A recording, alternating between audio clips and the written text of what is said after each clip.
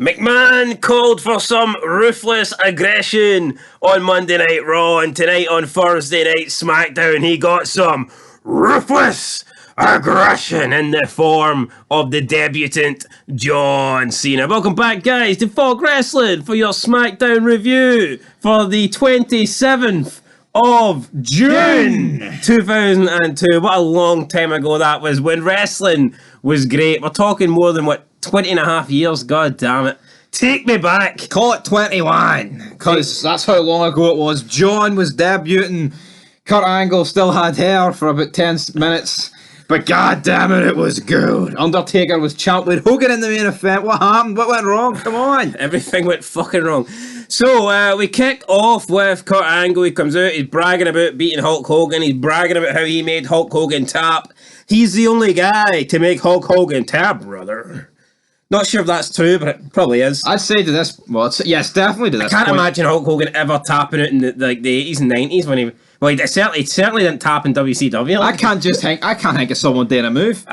Imagine the Iron Sheik doing the camel clutch. I know, but imagine Hulkamania, in his power, in his peak, and the whole of America is cheering him on against all these bad guys from foreign countries, and Hogan taps out.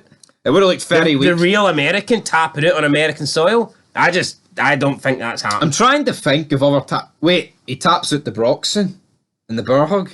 Am I wrong to think he also taps it to the Rock in a sharpshooter? Or am I made this up? Unless he does it at fucking what's up? No Way Out, Well, okay, that's it, guys. Coming soon to Fog Wrestling, the rise and fall of Hulk Hogan via tap it.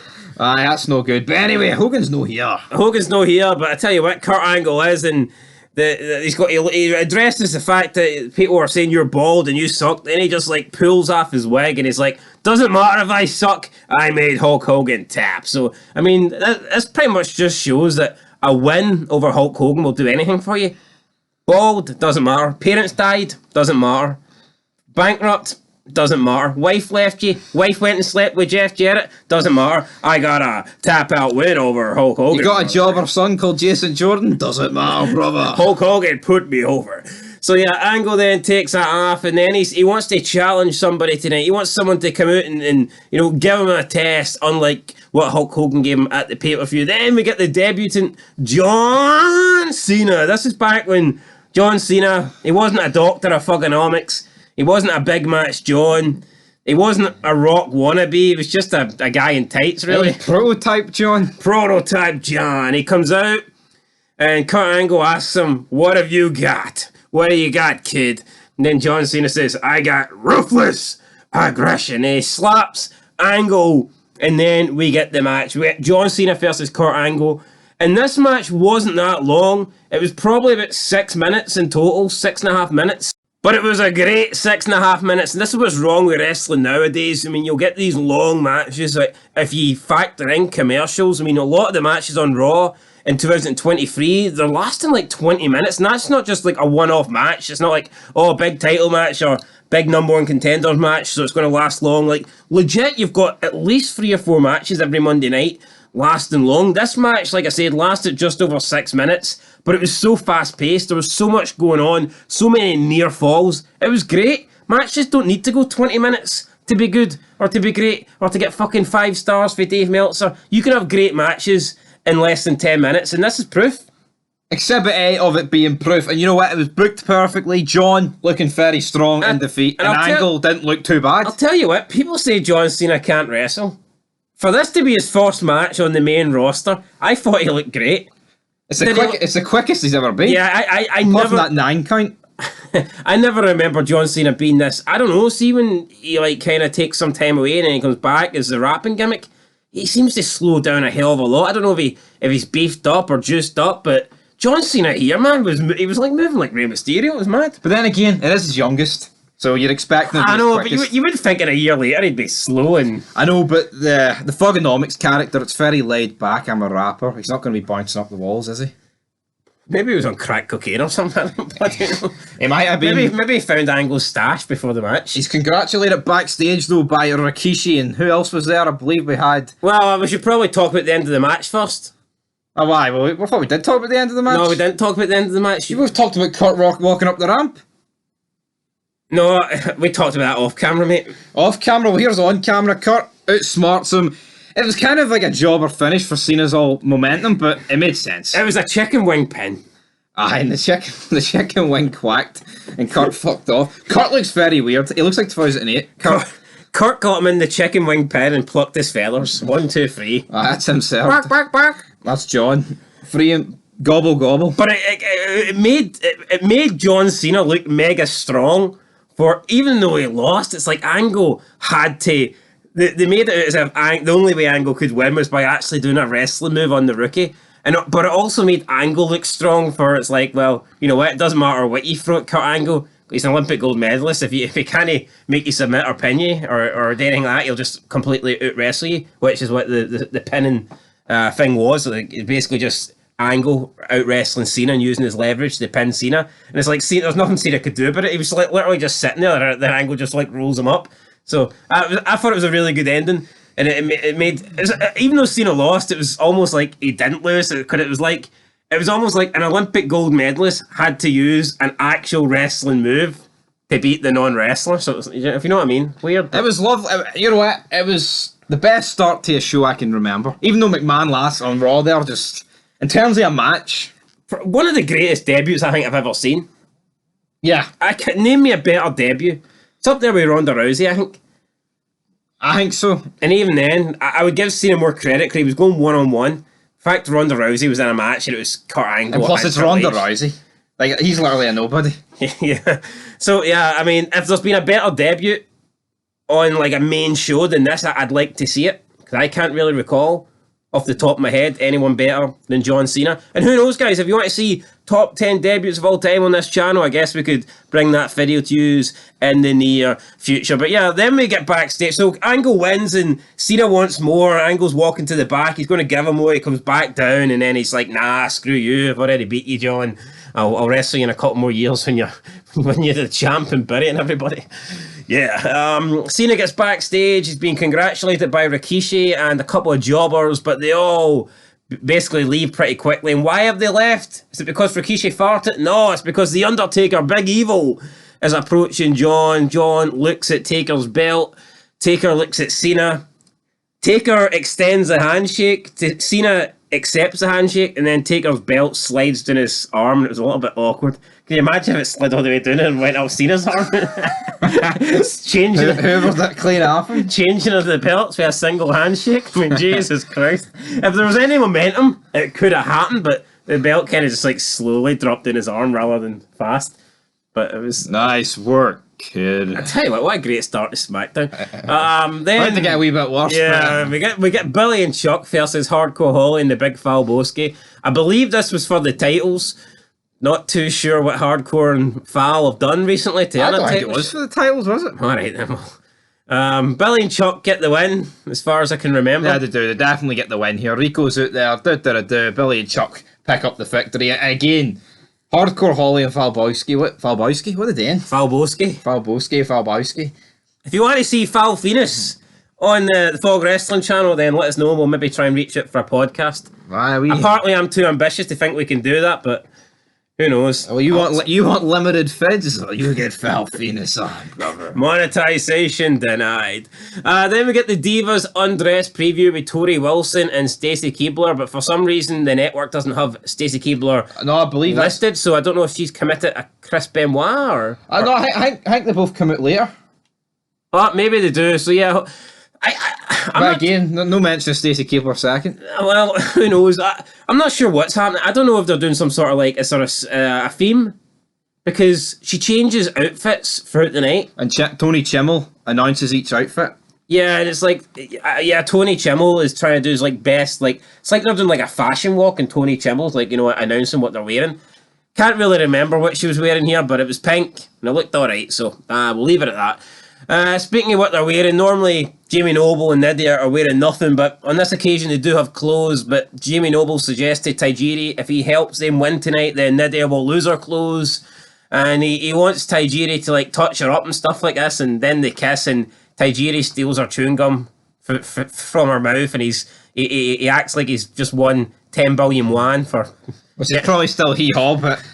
Probably cost $10 billion to buy a piece of gum in fucking China. So. Very weird segment. Jamie Nobles just came out of nowhere. I'm Jamie Noble. The little hillbilly had his last match in Charleston. Trailer park trash. That's like. Why did he come back in 2022 for a house show and that's it? I know. Can I come back? Can I give him a Raw match? Can I give him in the Rumble? Why not? Anyway, that was it. Next up, the biggest shock of the show, Lance Storm. We call it a shock. I mean, he buries Mark Henry, beats him clean. I like Lance Storm. I used to think he was a boring bass, but I think he's all right, man. I think Lance Storm's good. But he buries Mark Henry. Yo, there was a period of time where this guy literally held every belt in WCW, apart from the one that matters. Apart from the other ones. You wonder why it died. All the irrelevant ones, he held them. You wonder why it died? Oh, well. Anyway, Lance Storm avoids Mark Henry's splash. He hits like a springboard. It's like a springboard clothesline on Henry and then hits the super kick 1, 2, 3. And Lance Storm done what he promised at the start of the night. He beat an American. The Un-American's getting formed. Tell you what, though, he's lucky he wasn't facing the American Badass. I don't think he'd have won that.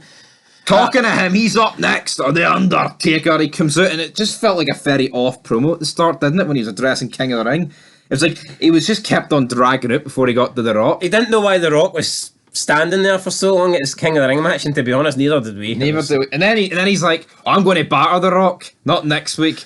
On July 14th. And it's like, what? And it's even at this point, you can see how part-timers just affect it. Yeah, part-timers don't really work. They work more now than then. Because then it wasn't normal. Everyone's kind of, even the full-time guys are kind of like part-time now. But see, for me, right, I think ideally, if someone's going to be say Lesnar is willing to work, let's say he's willing to work fucking 12 dates, 12 shows a year. I would honestly just bring the guy for like, I would bring him in clumps. See this, like you bring him in one and then you don't see him for a month. See if he's doing 12, I would say, right, well... Do 3 pay-per-views and do 4 weeks. I would say, right, we'll bring you in for 6 weeks maybe in the Mania season and we'll bring you in 6 weeks at the SummerSlam and have them maybe be one show on, then one show off, then one show on. And then that way, even though you're getting them like you're alternating what weeks he shows up, it feels like you're getting him for a few months, even though he's taking weeks off. But I see what they kind of do with Edge. Yeah, but I don't really think that works. I would prefer to see them disappear for 4 or 5 months, but when they do show up, you're getting them regularly, if you know what I mean. Yeah, absolutely, but it just feels off here with The Rock, and like the crowd kind of want to be like, yeah, but that's what I would do, because if you've got storylines and you need to advance them, you want to be able to advance it every week, and you can maybe deal with the guy being there 1 week, then not there the next week, if you know he's coming back the following week, and if he's not going to be there 1 week, surely you can just pre-tape stuff from the week before. Exactly, though. But see when someone's going to be, they're going to turn up, but then you won't see him again for 6 weeks, it's like, you can't really do much with that, in my opinion. I know, like, what was the point of getting The Rock? Like, he appeared to Bury Austin, then he appeared at the pay-per-view for no reason. Yeah, like, I don't really get it. But again, the crowd are kind of like half in between of, yes, The Rock's coming back, but it's like, well, he's not coming back tonight. So it's kind of like a mixed cheer. Yeah, it's like, yeah, he's coming back, but yeah, we're not getting to see him, so kind of, that's what it is. But Angle comes out, I'd say he half saves the segment. Yeah, it was weird. Angle's like, forget about The Rock, I want a shot. Taker offers him a shot at the belt right now.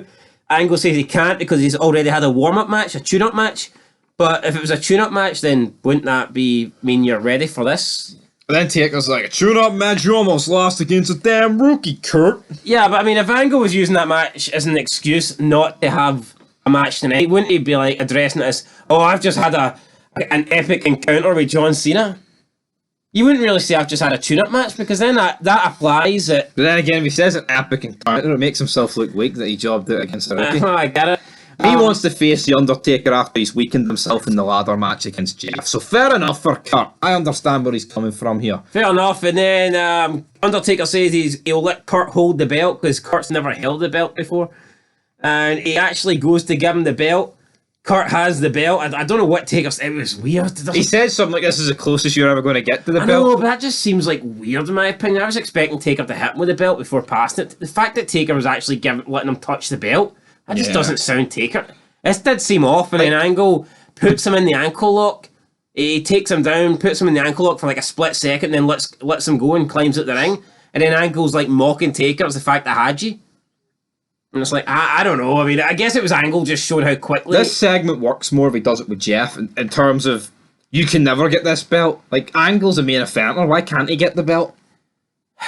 Yeah, but then again, I guess you could argue Jeff isn't.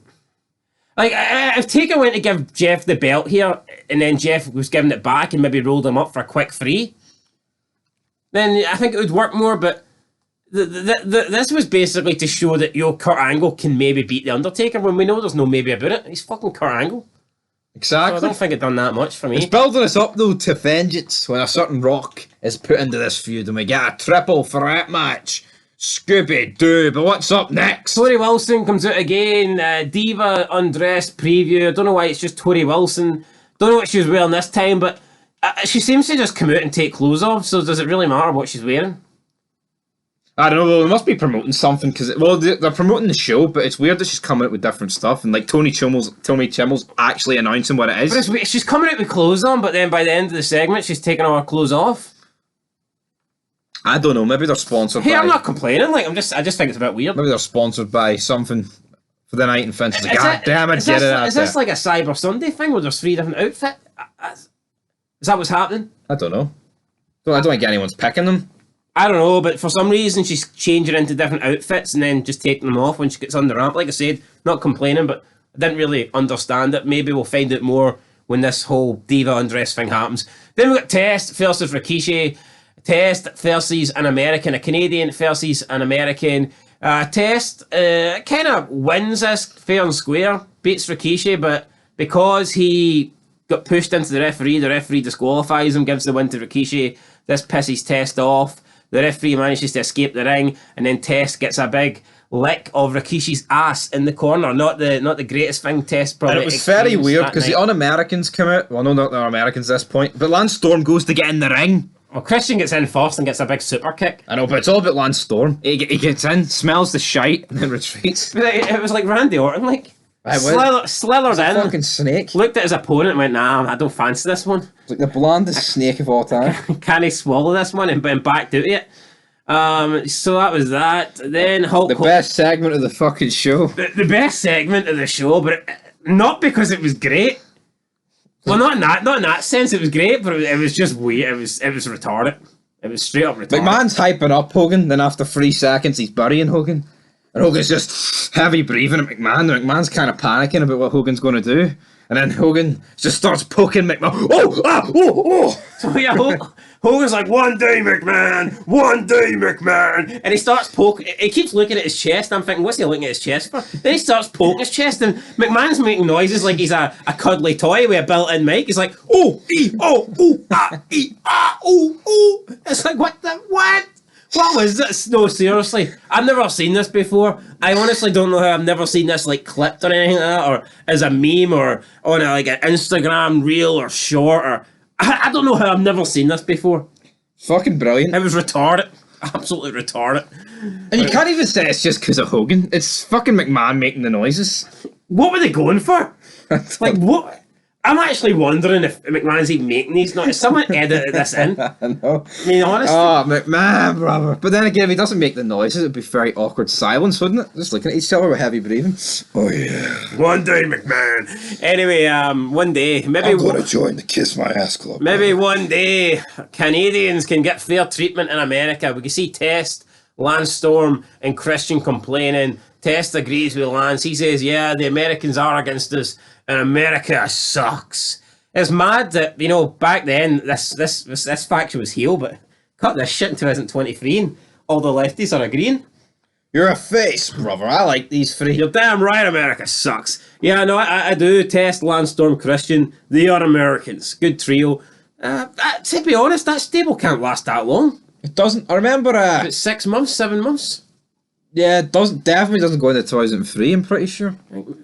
Maybe I've got a feeling Scott Steiner might bury him. Aye, Survivor Series. I think he does. Next up, Jamie Noble Tajiri versus Billy Kidman in the Hurricane. Honestly, I've never really been a fan of people on this channel think I seem to hate women's wrestling or I hate women, but one of the main reasons why I always preferred Raw back in the day is because I always preferred the women's division over the cruiserweight division. I've just never liked the cruiserweight division. It's funny, like, the 4 people, I like 3 of them. Yeah, no, I just... Who's the one you don't like? Probably kidding. I thought you don't like Jamie Noble. I don't mind him. I don't know, I've just never really liked the cruiserweight division. I always thought it was bland on SmackDown. Like, see when you used to get SmackDown versus Raw, the GM mode, and like... I always preferred the Intercontinental title over the US title. Even I always thought the Raw tag titles looked a wee bit better. But for me, I don't know, because I just think the women's division stands out better because it's a completely different division, whereas the cruiserweight division's just... It's just the jobbers. It's just a division for guys that are small. Exactly. It's like... And for some reason, Roddy Piper's in it, and here comes the pain. Guys that aren't larger than life. Aye, exactly. It's like it's a division for vanilla midgets. It's like a division for AEW guys. I mean, look, I'm not saying there's not been any good cruiserweights. Booyaka. There's been loads of good cruiserweights. Look, I'm not even saying I hate the cruiserweight division. I'm just saying out of wrestling, it was probably my least favourite division. Exactly. I mean, compare it to the hardcore division. Oh, come on. Mate, look at Raw, man. People killing themselves. Weapons, Can you ever think of, like... I can think of important women's matches, important tag team matches. I never really think of a SmackDown pay-per-view where the cruiserweight title got a big push, or, you know, it was an important spot on the card. Absolutely not. X-Pac held both belts for both companies. It didn't even seem relevant. No. Probably Mysterio versus Matt Hardy when Matt's trying to lose the weight. That was pretty funny, like, but... That's a bit... Like, I'm trying to think of one time... Gregory Helms had a year-long reign, and it just... didn't do anything. Didn't work, but I tell you what, Billy... I'd take it now. Yeah, I'd take Gregory Helms and all those guys now, like, but... Billy Kidman, though, and Hurricane win, so to Jerry's not getting with Nydia, and Jamie Noble's fuming about this. He just looks like a ferret, doesn't he? That's how I describe Jamie Noble. Johnny Clayton. Right, then we see Stacey Keebler backstage. She challenges Tori Wilson, and I'm going to assume this was like a schoolgirl contest or something like that, because that's what it looked like here. Which begs the question here: is this a bit pathetic? That's what people would say. Is it pathetic? Aye. Of course it is. Well, is it wrong? Is it illegal? Or I wouldn't say it's illegal. Like, I mean, look at the world now. But it is weird. But I guess, yeah, I know what you mean. If older people are portraying people who are in school, the oldest you can, I mean, the oldest you can be in school is 18, which is the legal age. Is that what they're going for, though? What, in 18? But even 18's very weird. I know, but I think it's just weird when you see these, like, fulfill your fantasy, like, things they've got, like, French maid or whatever, and then, like, nurse. But then they've got schoolgirl, which seems a bit dodgy. Yeah. I don't think WWE would get away with it in 2023, like. Absolutely not, but that's why Finny Mac got away with it. That's why Finny Mac got away with it. Then Tori and Stacey are out, you know, flaunting their stuff. To be fair, Stacey Keebler's the only one that looks like a school. I don't know what Tori Wilson looks like here.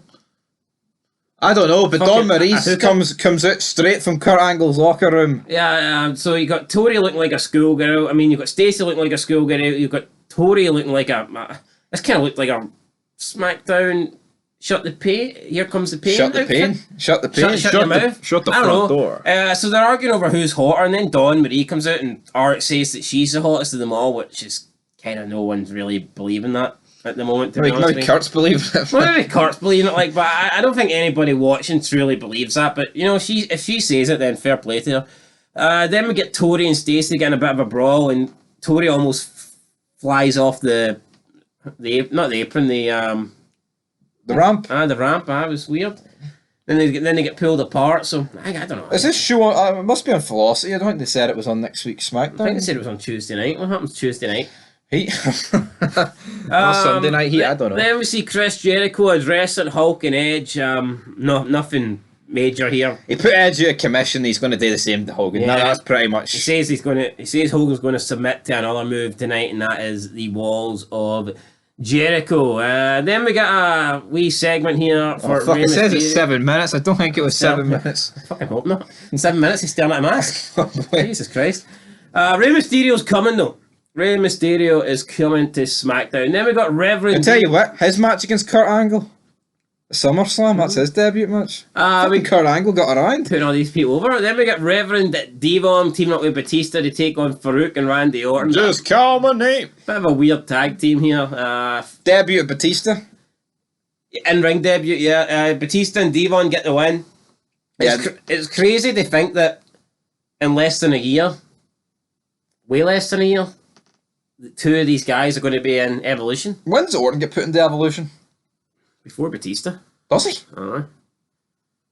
No, I'm pretty... No, because it was. It's Orton Because and Jindrak... Jindrak, aye. Imagine putting Jindrak over Dave. Yeah, but what do you think would have happened? You know, that time in wrestling, that could be a That series. time Mark Jindrak was in Evolution. Do you think Mark Jindrak would be making movies like Batista right now? Fucking Miz movies or something? Do you think people would be talking about the size of Jindrak's dick instead of Batista's if he was still in Evolution? Or? I don't know, maybe that might have nothing to do with Evolution. Anyway, Batista get the win. Batista and Devon get the win. Then we move into the main event. Hollywood Hulk Hogan brother versus Chris Jericho. Just a... Hogan looking old and leathery. I think good Hogan matches are beyond us. The people would argue that we never really got them in the first place, but still. Picked with the one with the Rock. Yeah, it did. I mean, yeah, it did. Hogan's just, it's weird. I mean, I think in 2002 you can still use Hulk Hogan, but I don't think the guy should be wrestling every week. I think he should be an attraction. I tell you what, though, But he is. he's worked the most matches. Honestly, Fair play to him. Like, he's always wrestling, so maybe he's drawn at this stage. We don't know what the ratings look like. We haven't seen any, but who knows? Maybe his segment. They probably are. It's Hulk Hogan at the end of the day. oh, fuck's sake. But again, like I just don't think he should be wrestling every week. No. Have the odd SmackDown match, but I think it kind of devalues Hulk Hogan, and of course at his age, it just doesn't really seem. I don't know, it doesn't really make sense that they have him wrestling every single week, but he does wrestle. Wrestles Chris Jericho. I mean, it was an okay match, nothing special. Jericho gets himself DQ'd towards the end of the match. Then he gets Hulk Hogan. He beats him up with a chair, hits him with a chair a few times. He has Hulk Hogan over the steel steps. He's about to smash his brains out, and then Break down the walls of Jericho. we have Jericho A coming. few years away from that theme like the Jericho countdown. Who's it going to... It's Edge, brother. It's Edge. It's a guy that looks like Jericho from behind, but he's about 10 feet taller. And a bit more, way more jacked. A much bigger chin. Aye, it's not Jericho. So he spins around. It's not Jericho, it's Edge. Jericho can't believe it. Edge runs down. Hogan throws Jericho into the ring. Edge beats up Jericho. Jericho tries to leave the ring. Hogan throws him back in again, and then Edge hits him with a spear, and Jericho makes the escape, and Hogan and Edge taunt, and they do the ear to the crowd, stuff like that. And is this the formation of Team Hulk and Team Edge? It definitely is. You can see that this is definitely the beginning of a new era because they've put Edge's return as the final slot of the show. What would they be called if in 2000? No way, WWE now in the last decade they've had dodgy team names. Hulk Copeland? Edge Hulks, Hulk Edges, Edge Head, Hulk Edgesters? Edgesters. Edgermania? Hulk of Edge? Head Hulk. Edge We're ripping the heads. piss out of it anyway, man. It's formed. Edge ends the show. We had Batista in his first match. Cena making his debut. It's a new era. Holly Edge Hulk Copeland. That's it. That's the one. Anyway, that's it. SmackDown. SmackDown ends with Hogan and Edge, taunting to the crowd, playing up the crowd, and that's all Hogan needs to do. We're talking about him having good. He doesn't need a good match. Just needs to look at the crowd, man, and that's it. Fucking marking it. You know what I mean, Rey Mysterio, as good as he is, can come out and do 2 billion 450 splashes, but it's not. It doesn't compare to one Hogan look. Exactly. And that's where we have to leave these with the rating of the show. I'm going to give this SmackDown I'm going to give it a 7. I'm giving it a 7 as well. I mean, a lot of stuff. I mean, I loved the Cena debut. I thought the Cena debut was great. I'm not going to lie, but I do feel like the show kind of went downhill after the Cena debut. And again, when you start that good, it's hard to maintain it. It ended good. Yeah, it ended good. Yeah, I'll say a 7 out of 10. Decent, good show. Good show. It lacks a... What's that word? A structure. It lacked a structure. Aye, it did. I feel like it lacked a structure. There's no I don't know, it just did, didn't it? It did. Hogan arrived at the arena, but that's all we've seen of him.